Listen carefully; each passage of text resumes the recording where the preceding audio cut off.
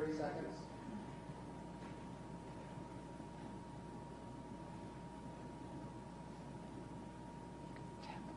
Can Angel sneak in there and close my bathroom door?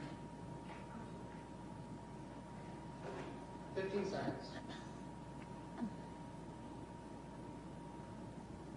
10, 9, 8, 7, 6.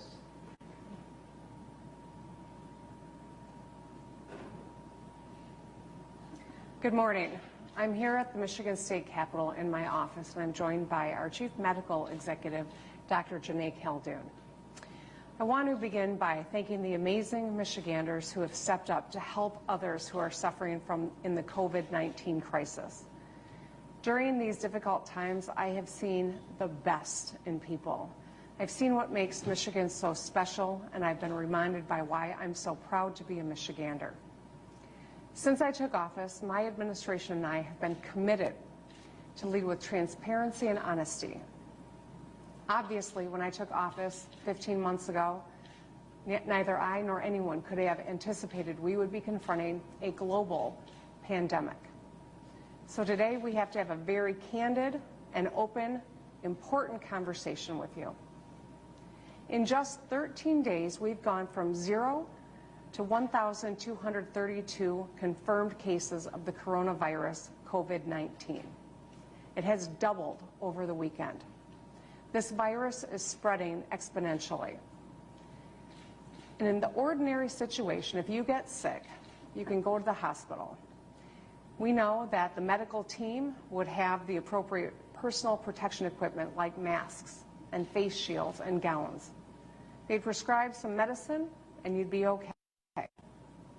But COVID-19 is a global pandemic. It's a novel virus. There's no cure, there's no vaccine. The only tool that we have to fight it at the moment and to support our healthcare system to respond is to give them the opportunity by buying some time. And let me tell you why that's so important. We have roughly 10 million people in our state. There is a model that anticipates that if we stay on our current trajectory, just like Italy, over 70% of our people could get infected with COVID-19. Of that 7 million people projected, about 1 million of them would need to be hospitalized. Let me give you a little perspective here.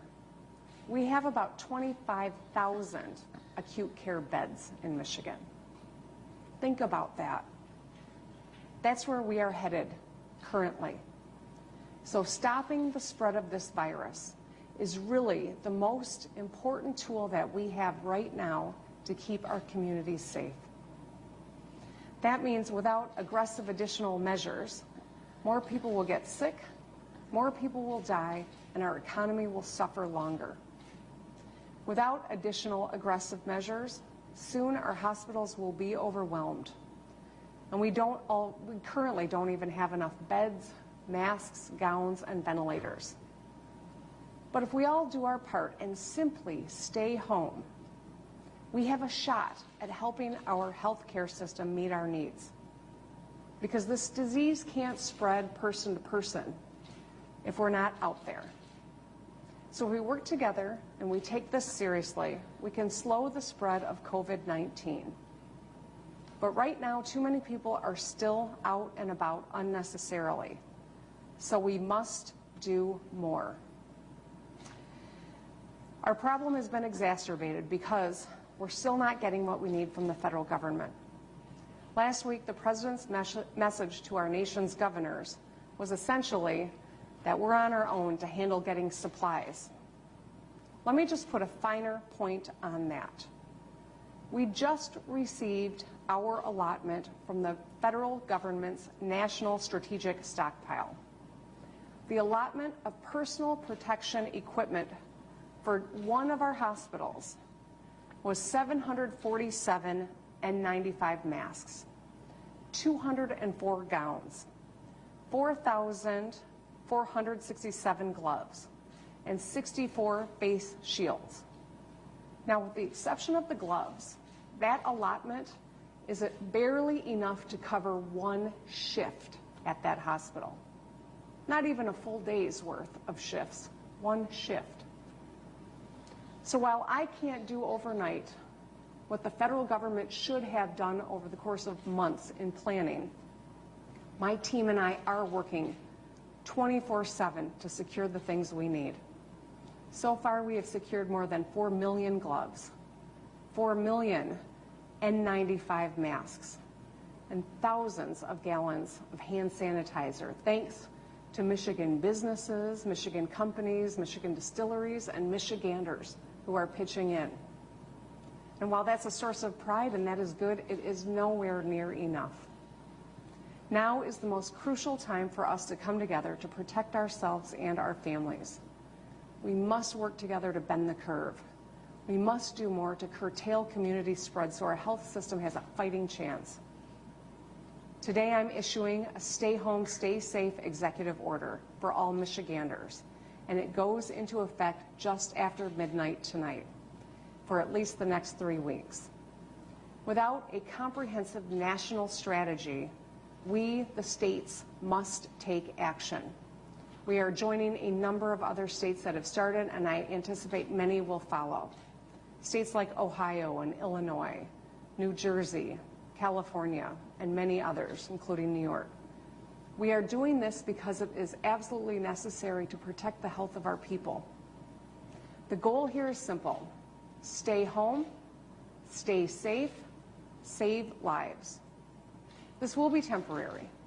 This intervention is important to buy time so we can create surge capacity in our hospitals, so we can ramp up testing and develop therapeutic drugs that may lower hospitalization and fatality rates. Please know that even with today's action, the number of cases will go up yet today, tomorrow, in the days ahead. It will take some time for us to impact this. We will be continually evaluating the data, the science, the impact on our health. It is going to take greater testing. We've made strides, but we must do more so we can understand what the challenge is that we are confronting, so we can draw conclusions based on data. It's been observed, if it were possible to wave a magic wand and make all Americans freeze in place for 14 days, 6 feet away from one another, the whole epidemic would sputter to a halt. It's on all of us to do our part. Our ability to safely lift this order will depend on factors like data on COVID-19 infections and the disease's rate of spread, depend on whether sufficient medical personnel, hospital beds, and equipment exist to meet anticipated medical need, and the state's capacity to test for COVID-19 cases and isolate infected people. I want you to know I didn't make this decision lightly. I've consulted with medical experts from across the country and right here at home, from University of Michigan to Penn to Johns Hopkins to Harvard. Dr. Khaldun and all of these experts recommended today's action, and it is clear this is what we can and must do to protect ourselves. We will all have to make significant sacrifices. By taking this action, we protect our public health and ultimately the hardship on our economy. This is the time we must come together as Michiganders. If we stay home except for essential work and essential needs, we can each be a part of making the difference here. During this time, critical services will remain open. Businesses and operations that do work that sustains or protects life can continue to perform that work in person. But in doing that critical work, they must take aggressive steps to minimize the spread of COVID-19 as much as possible. Your grocery stores will be open. I have checked on our whole supply chain for food, and it will be accessible. Do not panic, do not hoard. These services will remain open. Your pharmacy will too, so you can get your prescriptions. Your banks and credit unions. You can fill your car with gas. You can find the full list of critical services that will remain open at michigan.gov/coronavirus. Remember, you can go outside, get some fresh air, walk your dog. Just be smart about it and maintain that 6-foot difference between you and anyone else. And one more thing on the topic of school closures. This order means that our schools will remain closed at least through April 13th. I will have more to say on this subject soon. Now, I know this is hard. I know this is going to be disruptive, and it's certainly going to be hard on our economy as well. But our action will save lives. In the long run, doing this now shortens the time our economy suffers. When we look back at this, we've got to be able to say we did everything we could. On a personal note, I know that the lack of control can be disorienting. So I urge you to focus on what you can control. This crisis can take a toll on our mental health. Check in with family. Call your loved ones. Go for a walk. Read those books on your list, or even go outside and put your holiday lights back up. We must keep our wits about us. That means all of us. Be sensitive to how our kids are feeling. They are not immune from the stress that is going on in this environment. Check in with them and help them understand and give them the reassurance they need. Young people, I'm talking to you now. You're not immune from this. You can get this virus. And in fact, 40% of the hospitalizations and positive cases are among people 20 to 49. You can carry this without even knowing it and be unknowingly exposing others to it. If you don't take this order seriously, we will have to observe these situations longer than we need to. So, to everyone, please be smart. Follow the order. Think about the daughter who has asthma, or the grandpa that has COPD, or the sister who has MS. For the countless healthcare workers who are putting their health at risk to keep all of us cared for. And do it for yourself. We're working to prepare for the long-term economic challenges of this crisis. They will be immense. From unemployment to helping our businesses get back up on their feet. Coming back will take time, and it won't be easy. We're working with the business community to help Michigan businesses and employers weather this unprecedented crisis. And we will keep working around the clock to keep Michiganders safe.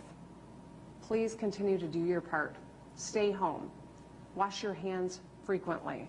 Avoid touching your face. Cover your mouth with your elbow or your arm.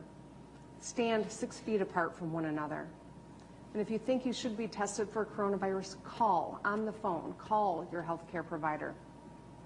Our aggressive action today will help mitigate how many people get sick and how long our economy suffers.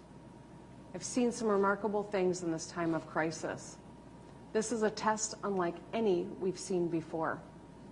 We are up to it. We will get through this. But be smart. Take every precaution and do your part. Take this seriously because it is serious. With that, I'll hand it over to Dr. Janae Khaldun. Thank you, Governor Whitmer. We continue to see significant increases in the number of cases of COVID-19 in Michigan every day. As of this morning, as the governor mentioned, Michigan has 1,232 confirmed cases. As of this morning, we also know of 15 deaths. The cases are spread out across dozens of counties across the state, including the Upper Peninsula. It is affecting people across all ages, from the very young, children, to those over the age of 80. We've been preparing and responding for more than 2 months in the Michigan Department of Health and Human Services and with our dedicated leaders across all of state government.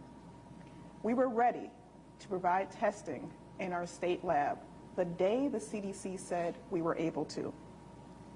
We have more than tripled the number of tests we can run in our state lab, and we have worked to build a system across the state where other hospitals and private labs can send us their data so we can share it with the public and accurately track cases. Now we can test at least 1,000 people a day, and that number continues to grow.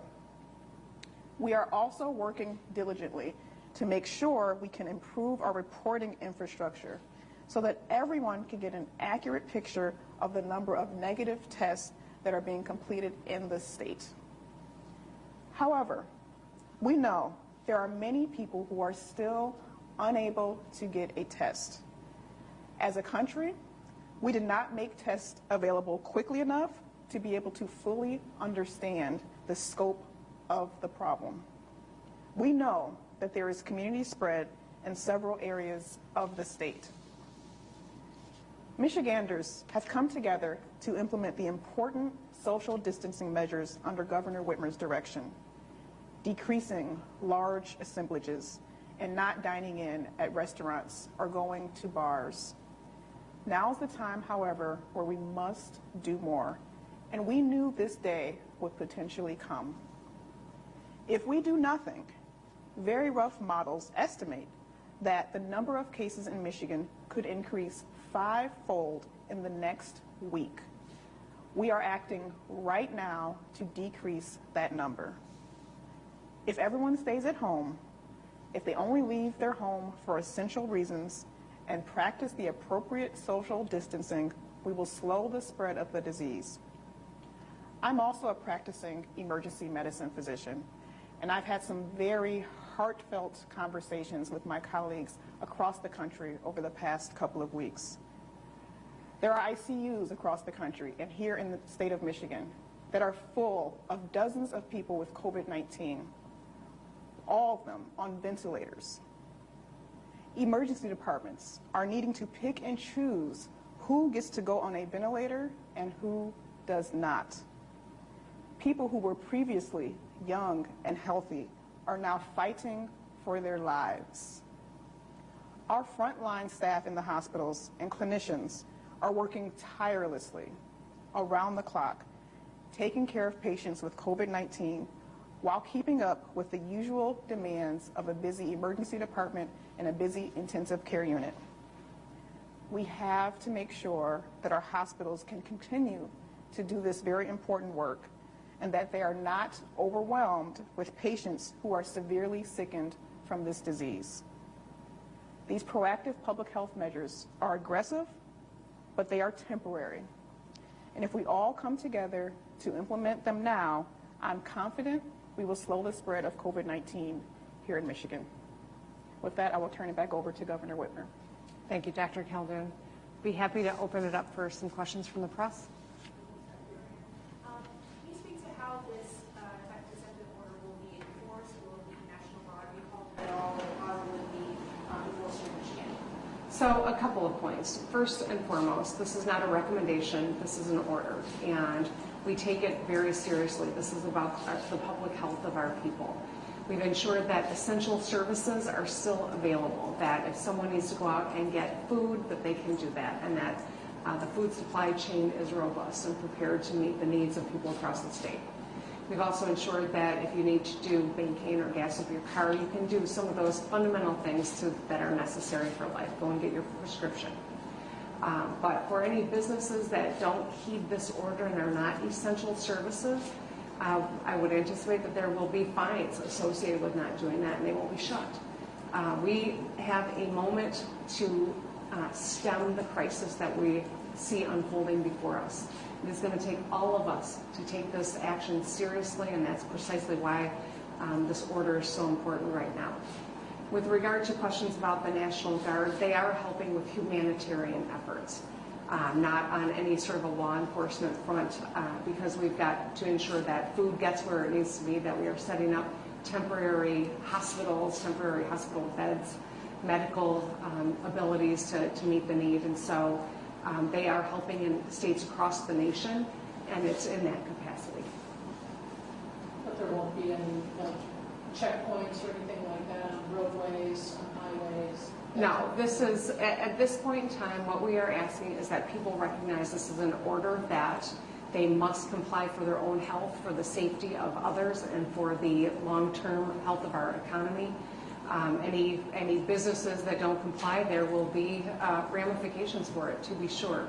And we have confidence that when Michiganders understand how serious this is, if you really have been paying attention, or if you're now suddenly starting to pay attention, you know that we all have to do our part. And for some of us, it'll look simply, doing your part will just look like staying at home. For others, it'll be staying at home and going online and making a donation to the food bank.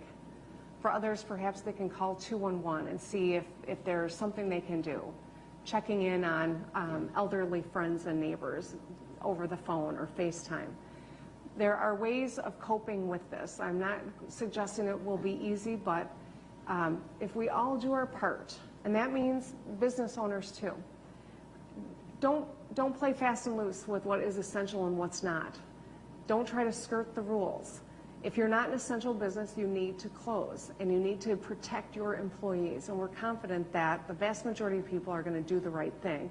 And we're imploring those who are maybe still uneducated in how serious this is, that perhaps now they will understand, because this is an order, and this is going to be something that everyone's got to be a part of following.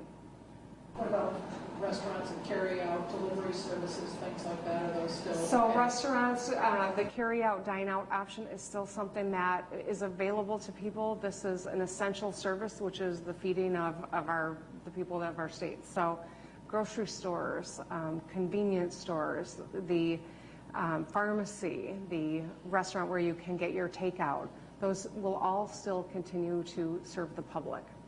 But we ask the public to, where you can make use of a delivery service, do that. Where you don't have to physically be the one to go out and get it, and there are others who are doing that, make use of it if it's available to you. Governor, what right line is there for people to use to decide whether or not they're covered by this order?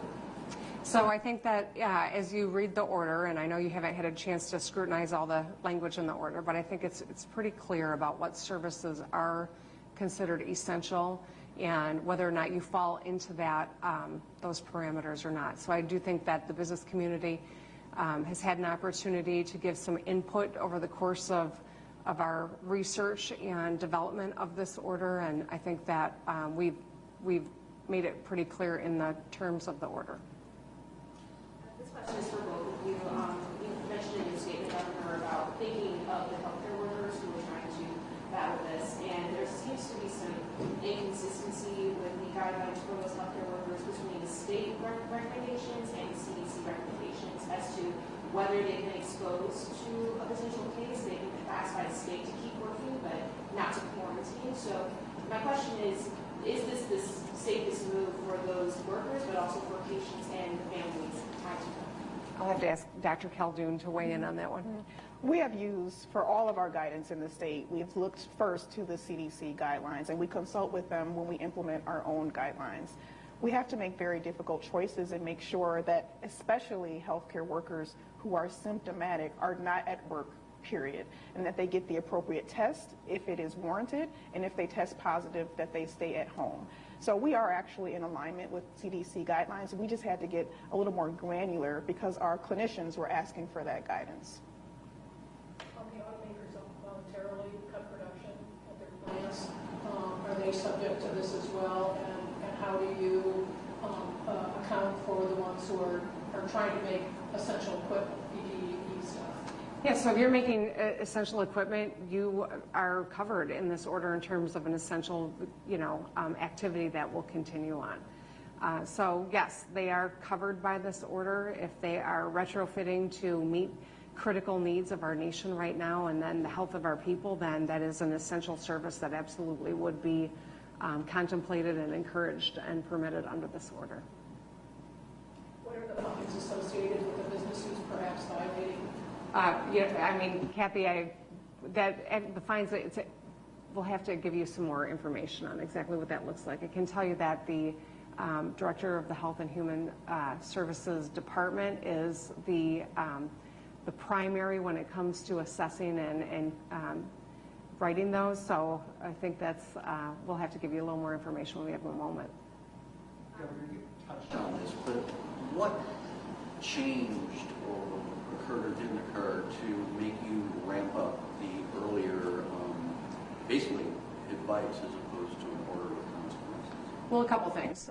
First of all, exponential growth. We know that we are not capable of testing everyone who needs to be tested because we don't have enough tests from the federal government. Despite that, we've seen exponential growth in the number of presumptively positives. We know the trajectory that we're on, and I've talked to Dr. Khaldun and experts across the country, and it became very clear that our healthcare system is quickly going to get overwhelmed. And without the support of the PPEs and all of the other essential pieces of protection that we need and the resources and the bandwidth for our hospitals, we have to be aggressive in curtailing the community spread. And it's by keeping people away from each other. What we know is that there still are gatherings happening, that there still are people that are out and about conducting their lives as though we are not living in the midst of a global epidemic. We don't have beaches that are open right now, but we all saw the footage, and I can't for the life of me figure out why anyone would want to congregate in this era. But the fact of the matter is we still have people that are doing it, and that's why we've got to be really clear about the seriousness of this and put the full weight of an executive order behind it. So these are all different pieces of it. But I'll tell you, the current trajectory we're on looks a lot like Italy. And if you've seen any of the coverage about what's happening in Italy, what it means for their economy, but most importantly, what it means for the lives of the Italian people, you know we've got to do everything in our power to keep that from happening here in Michigan. And I shared with you one anecdote about younger people being as susceptible as older people. There's been this misperception that if you're young, you're not susceptible to COVID-19. The fact of the matter is, in America, we are seeing severe consequences in our younger people in ways that they haven't seen in other parts of the world. And I've talked to more than one physician who has observed, and perhaps, there's too little science to know precisely if this is what's going on, but vaping is a lot more popular in the United States than it is elsewhere, and that compromises your respiratory system and makes you more susceptible to respiratory illness. And so this is a crisis that we are feeling in ways that other parts of the world hasn't even experienced. Regarding elections, this order goes into April, but we're wondering if the May elections may be impacted by this, if you think they should be postponed? So we are working with the Secretary of State as well as the legislative leaders to assess if there are ways that we can improve the ability for people to cast their votes at home. That's a conversation that's been started. I would anticipate that it will take on, additional energy this week, and we may have something to share with you later. Yeah, we want to make sure people are able to vote and to vote safely. Are temporary hospital structures going up? Are you looking at dorms, things like that to deal with this? And the question on ventilators, I think earlier or over the weekend, you said that there were 1,000 across the state. I'm wondering if all of those are being used and what kind of shortage we're facing at the moment. All right, we have teams that are actively looking at just this question of where are we going to need this hospital capacity, not just in some of the areas where we're seeing the most cases, but we have to come together as a state, understand where our hospital beds are and where we may have more need. So that plan is being developed as we speak. As far as the ventilators, we do need to get, I think, a stronger handle on more real time what the situation is on the ground in these intensive care units. But I can tell you, at least from anecdotal conversations across the state, we are getting very, very sick people, and our intensive care units are getting filled up. And do you have any figures as to how many people are hospitalized with this now? Is that a number that you're tracking? Is it a number you're going to be putting on at some point? We are actively trying to track that. Here in the state of Michigan, we have a decentralized public health system, so a lot of the local health departments actually are able to track that in more real time than we can at the state, but we are actively working to strengthen and centralize data sharing from the hospitals to the local health departments and to the state of Michigan Health Department. But we don't know what that number is or is I don't have the specific number right now. Ballpark? There are dozens of people who are, at least dozens of people who are in intensive care units as we speak. I don't want to misspeak and give you a wrong number, but I know there are several individuals, dozens, who are hospitalized at this point.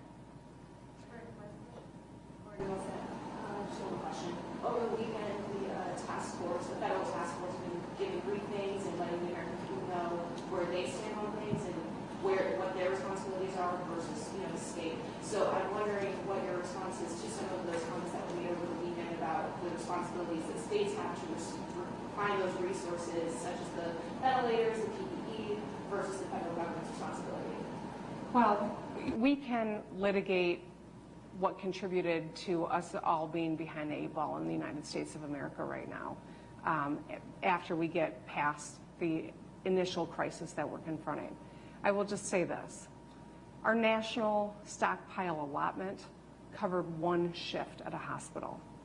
So where you would ordinarily, in a crisis like this, expect a national strategy that covers all of the states and all Americans and makes available the necessary equipment to treat people who are sick, we got enough for one shift.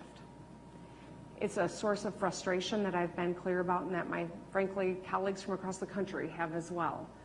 We should be able to rely on a national strategy and planning. This is not something that wasn't known at the federal government level many months ago. But relitigating that and spending energy on it right now doesn't solve the problem, and that's what I'm going to stay focused on.